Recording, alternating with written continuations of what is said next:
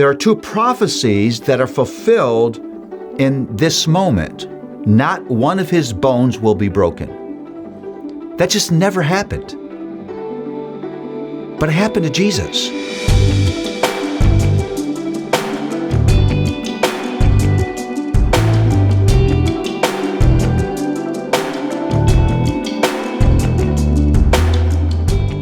Well, I want to remind you that John's recording of everything that surrounds the death of Jesus is intentional and specific, and there's so much comfort to be found in all the little things that John makes sure that you are aware of and you remember, and God in His grace preserved those, recorded those for us, and preserved them so we can read and understand these beautiful things.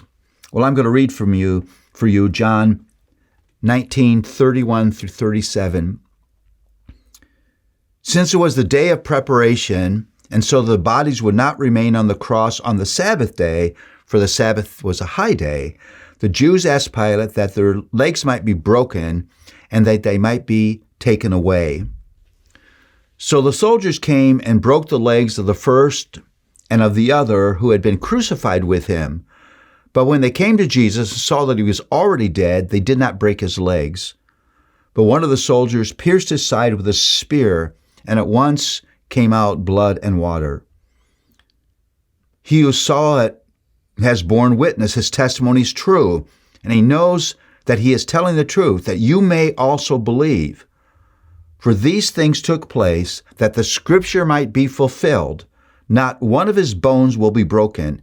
And again, another Scripture says, they will look on him whom they have pierced. Now here's the setup.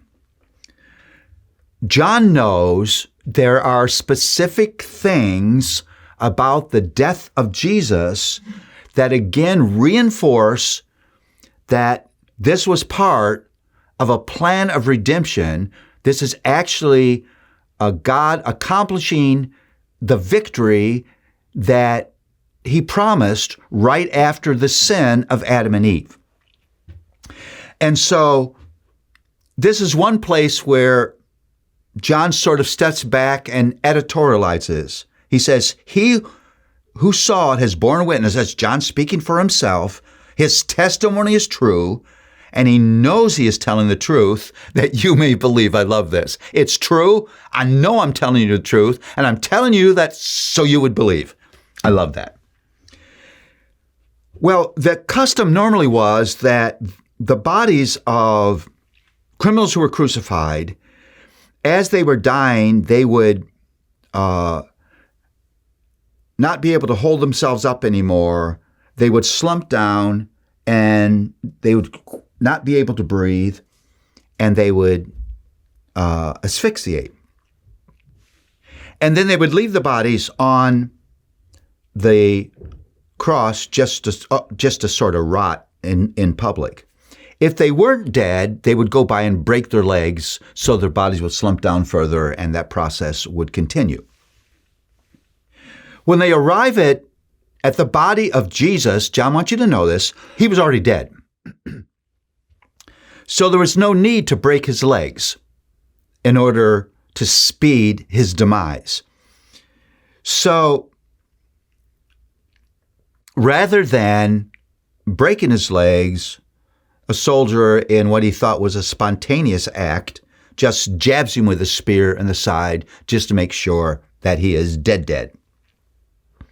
That soldier has no understanding that he is a vehicle of the fulfillment of a prophecy made by a sovereign God who is in control of everything he's doing at that moment. I love this. And so there are two prophecies that are fulfilled in this moment.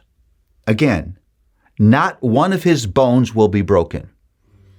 That just never happened. But it happened to Jesus. And then they will look on him whom they have pierced.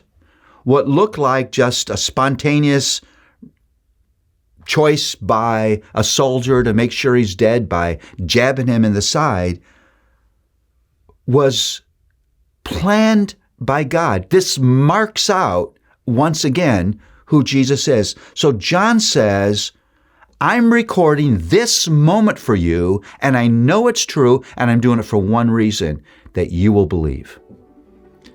That you'll be assured again that this is the Messiah, and this is a moment of redemptive victory.